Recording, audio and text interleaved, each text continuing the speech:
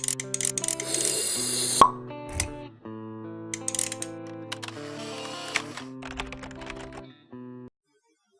friends, and today we are here to discuss the chapter Solutions. So what is the solution? A solution is a mixture of two substances. There can be many types of solutions. Solution of air in air, water in air, that is liquid in air, or we might say solid in water, or liquid in liquid, or solid in solid. There can be many types of mixtures that we can see around, which can be binary or complex. That means binary are the mixtures which have only, one or two substances which combine with each other. There can be many other mixtures which can be observed in daily life. So, now we are going to discuss about solutions. But before starting the long story of solutions, I'll tell you about this I, that is the Van Hoff factor of or abnormal masses.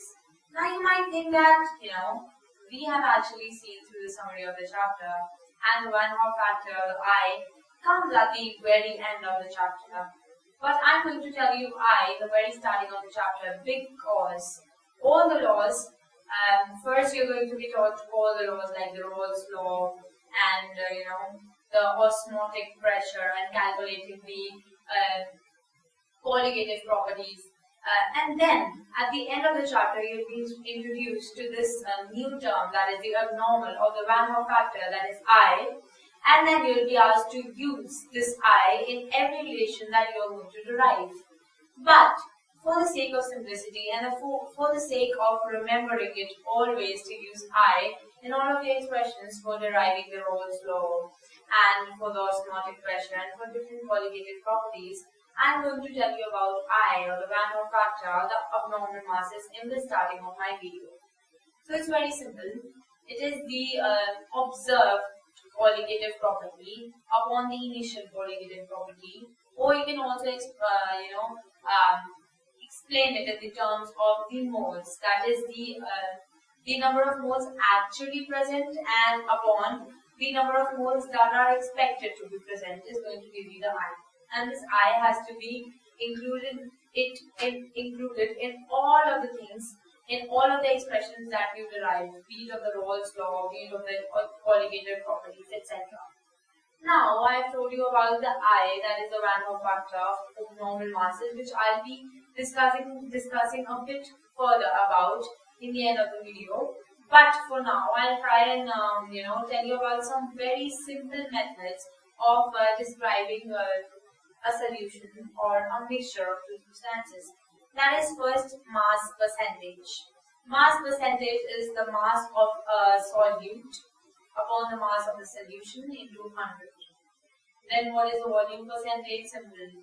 Volume of the solute upon volume of the solution into 100. Also like this, we got parts per million. That is the amount of amount of a solute present in the 100th thing. Like for example, to explain it more nicely, I'll take the example of percentage. Percentage is simply parts per 100. Now we are taking parts per million. So we are going to, instead of multiplying the mass of the solute upon the mass of the solvent into 100, we are going to do into 1 million. That's going to give you parts per million. That is the amount of solute that is going to be present when you take, when you multiply all of your solution. That is the quantity of your solution by million. That is parts per million. So simply there are other methods also of representing your solutions of your relation of solvent and solution, and seeing how much your solvent or your solute is present in the solution.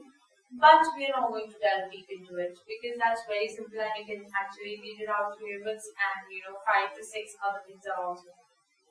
I'll directly jump on to the more important thing, that is the mole fraction. Now, the mole fraction is simply the moles of a solute or maybe a solvent, depending upon what you are trying to calculate it for. For example, for now, I'm trying and calculating the mole fraction for the solute. So it's going to be the mole of the solvent upon the total number of moles present in your solution. So let's say that you have a solution in which you have x1 mole of solvent and x2 moles of solvent. That is comprising the whole of your solution. So the mole fraction of your solute is going to be x1 upon x1 plus x2.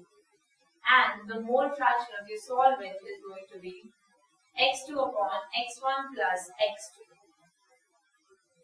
Also, after this, you go on to a very important thing, that is the Rolle's law. But I hope that you have understood everything that I've told you to now, that is the abnormal molar masses. Don't try and worry yourself out on this one, because this is something that I'll be explaining you at the end of the lesson in more detail. And you can just read on through your book and try and see other ways of determining whether the relationship between the solvent and the solute, and the amount of them present in a solution. And that's all for the video. And if you want more about the chapter solutions, then you've got to see my other videos as well.